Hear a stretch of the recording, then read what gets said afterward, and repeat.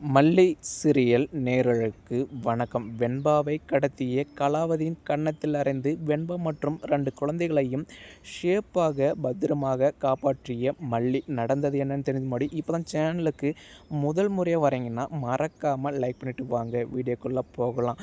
ஒரு பக்கம் ராஜேஸ்வரி இருந்துட்டு அதாவது மல்லியை இந்த சந்தர்ப்பத்தை பயன்படுத்தி எப்படியாச்சும் வீட்டை விட்டு துரத்திடணும் அப்படின்றதுக்காக பகடக்காயாக கதிரேஷனை பயன்படுத்துகிறாங்க இல்லையா. மறுபக்கம் கதிரேஷனும் என்னுடைய பேத்தி வெண்பா மட்டும் இன்றைக்கி ஈவினிங்குள்ளே வராமல் இருக்கட்டும் மல்லியே, அதுக்கப்புறம் உன்னை என்ன பண்ணுவேன்னு தெரியாது அப்படின்னு சொல்லி மிரட்டிட்டு போயிடுவாங்க இல்லையா. மறுபக்கம் நம்ம மல்லியோ வெண்பாவை தொலைச்சி 3 நாளைக்கு மேலே ஆகிடுச்சு. அப்படி இருக்கும்போது இன்னும் வெண்பாவை பார்க்க முடியலையே அப்படின்னு பெரிய ஆதங்கத்தில் இருக்காங்க இல்லையா.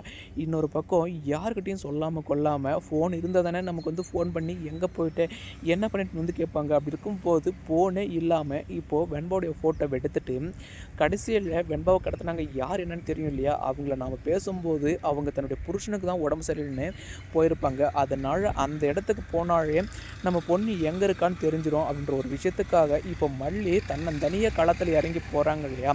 நம்ம மல்லி தனியாக போகிற சந்தர்ப்பத்தை பயன்படுத்தி இன்னொரு பக்கம் 3 ரவுடி பசங்க இன்றைக்கி நமக்கு சரியான வேட்டை தாண்டா, என்னடா ஒரு வாரமாக ரொம்பவே பிஸ்னஸ் டல்லாக போகுதுன்னு நினச்சிட்டு இருந்தோம்.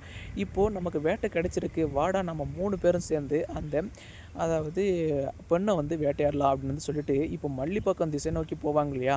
ஆனாலுமே நம்ம மல்லி இருந்துட்டு அண்ணே இந்த குழந்தைய பார்த்தீங்களா, இவளை காணோம், இந்த குழந்தையம்மா, இந்த குழந்தை எங்கே இருக்குன்னு தெரியும், நாங்கள் வேணால் உங்களை கூட்டிகிட்டு போகிறோம் அப்படின்ட்டு இப்போது மல்லிக்கு சாதகமாக பேசி இப்போ மல்லியை அப்படியே திசை திருப்பி அவங்களுடைய கவனத்தை கூட்டிகிட்டு போவாங்க இல்லையா. மறுபக்கம் ஏன் மல்லியோட கையை சடனாக கட்டி போடுவாங்க. அண்ணே எதுக்குண்ணே என் கையை கட்டி போடுறீங்க, என்னம்மா அதாவது எங்களை பார்த்தாவே உனக்கு யார் நல்லவங்க யார் கெட்டவங்க தெரியலையா, அப்படி இருக்கும்போது உன்னை எதுக்காக கூட்டிகிட்டு வந்திருக்கோன்னு தெரியாதா, என்னம்மா இப்படி ஆடு தானாக தன்னுடைய வழியில் சிக்கிக்கிட்ட மாதிரி இப்படி மாட்டிக்கிட்டியம்மா, உன்னால் எப்படி தப்பிக்க முடியும் அப்படின்னு யோசிப்பாங்க இல்லையா.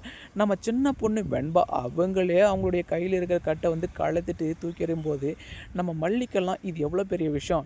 இன்னொரு பக்கம் நம்ம மல்லி அங்கே இருக்கிற உருட்டுக்கட்டியும் மறுபக்கம் கத்தியும் பார்த்ததுமே அந்த கத்தி எடுத்து அவங்களுடைய கையில் இருக்கிற கயிறை கழட்டிட்டு மட்டும் இல்லாமல் மறுபக்கம் உருட்டுக்கட்டை எடுத்து அங்கே இருக்கிற ரவுடி பசங்களை அடி பொழந்து கட்டுறாங்க இல்லையா. அப்போ தான் பக்கத்தில் நம்ம வெண்பாவை கடத்தி வச்சிருக்கலையும் நம்ம மல்லி இருந்துட்டு பார்த்துடுறாங்க.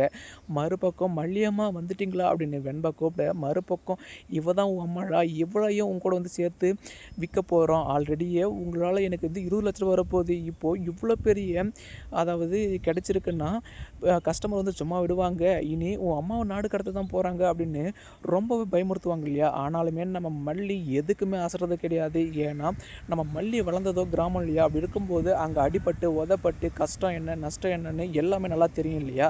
அப்படி இருக்கும்போது இப்போது நம்ம மல்லிக்கு சிலம்பாட்டம் தெரிஞ்சதுனால அது இப்போ ரொம்பவே யூஸ்ஃபுல்லாக இருக்கணும்னு சொல்லலாம்.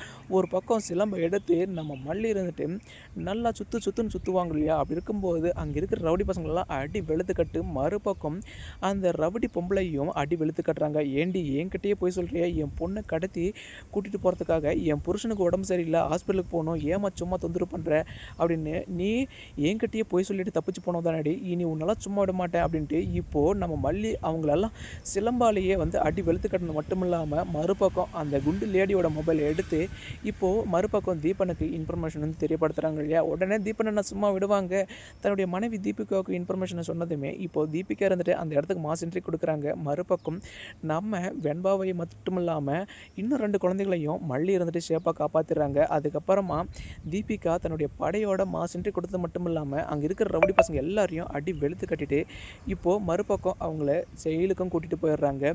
இதுக்கு அடுத்தடுத்து என்னென்ன சுவாரஸ்யமான விஷயங்கள் இன்ட்ரெஸ்ட்டாக நடந்தது நான் ஃப்ரெண்ட்ஸ் ஃபாலோ பண்ணுங்கள் ஃப்ரெண்ட்ஸ். தேங்க்யூ ஃபார் வாட்சிங்.